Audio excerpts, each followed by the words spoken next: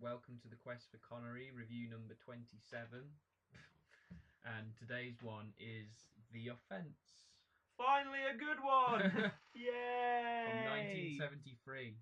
Oddly enough, one of Connery's best performances, and no one's seen it. It's really a shame. It's a brilliant film. And it's a brilliant film because of the acting. Because of the acting, yes. Direction... Well, he must have been a good director to get that out of Connery. Yeah, there's a bit from it's like...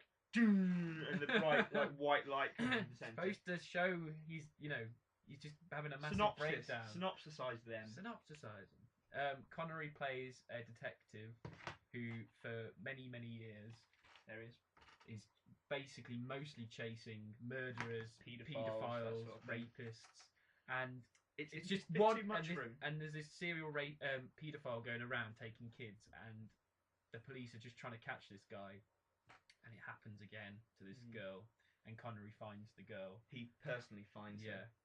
And basically, it's just too much for him. He can't take this shit anymore. He goes breaks, too far. And then he kills this guy they've got in custody, who may or may not be the killer. And then we get a series of sort of confrontations. Flashbacks. Yeah. Or you get the confrontations with the flashbacks as well. Yeah. Because he basically he has to talk to his wife about it and and then he's a commanding officer, and then some guys come in to inspect him, and then obviously also you've got the flashbacks told into what actually happened in this interview with Henry Connery killing the guy, and Connery does so well. I mean, this is 2 years after the first one, after Diamonds Are Forever. Yeah. And Connery actually had a deal with Diamonds Are Forever, going back to the Bond thing. You get something like 1.5 million. This 71, it's a ridiculous amount of money. And he also got the option that they'd back up to a certain amount 2 films which he wanted to do. Yeah. And the first that was one, in the agreement. Yeah, wasn't it, yeah. Diamonds Are And Forever. the first one was The Offence. But he's never made the second one. Did the he first not? One, no, the first one was The Offence, and he never got round to the next one. Doing other things. And you can tell that it's something that Connery wanted to do something really different. He's got a moustache, around a big sort of fluffy coat, a hat. But yeah, it's very much different from Bond. Because what you can see is with Bond, worldwide phenomenon. He's just massive. But when he's doing Bond films as well, he's always doing these kind of serious. He wants to show his acting ability. Like he does Woman of Straw, he does Marnie, The Hill, and you can tell that deep down he just wants to do really good acting films. He wants to show the skill that he has, and that he's not Bond. And he's rarely given the chance. Which is why I think he goes for The Offence, which, to be honest, is quite a controversial film when we were watching it. Controversial topics about paedophilia. And also how to treat people in police custody, police brutality, where limits on it, that sort of thing. And just a man's breakdown, with his wife as well. Yeah, there's quite a bit of domestic abuse going on there. I think, from what I remember. But it's just a brilliant film because it has so much to say at the same time. Sidney Lumet directed it actually. One of Connery's long-time collaborators. Who did The Hill. Who got a great performance out of him in The Hill. Yeah. But yeah, I mean, there's some good work from. I can't remember what the guy's called. The guy who plays the paedophile guy.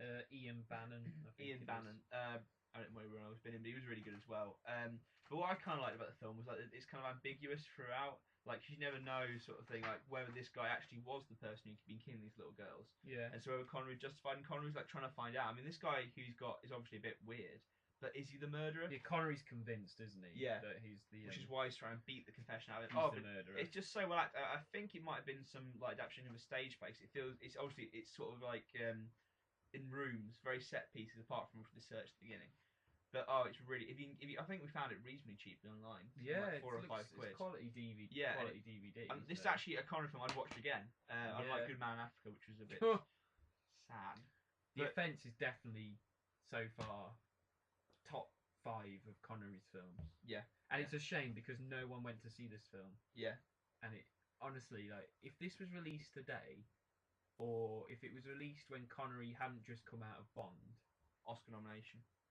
Yeah, Oscar nomination winner. Better, a hell of a lot better than his performance in The Untouchables. Yeah. Just the lengths he's pushed himself to get. I mean, the ambiguity as well is you don't know if Ian Bannon killed the girl, but also at the same time there's the ambiguity that Connery has seen so much and he's traumatized so much that he's actually becoming like Ian Bannon. Oh, nice. It's really harrowing because Connery starts having really dodgy thoughts as well, about paedophilia, and it's just like, oh, it's just brilliant. It's just a really good film. Yeah, definitely recommend you watching it. 8.5 out of 10 we gave it. Yeah. Why 8.5 though? Why not higher? It lost a few marks. We didn't really like Trevor Howard's role as the guy who investigates him. Yeah, but that was a good scene. It Yeah. kind of slowed things down a bit, Mm. but it was a really good scene. Trevor Howard's a brilliant actor as well, though. Yeah. But yeah, it was just brilliant. Definitely recommend watching it.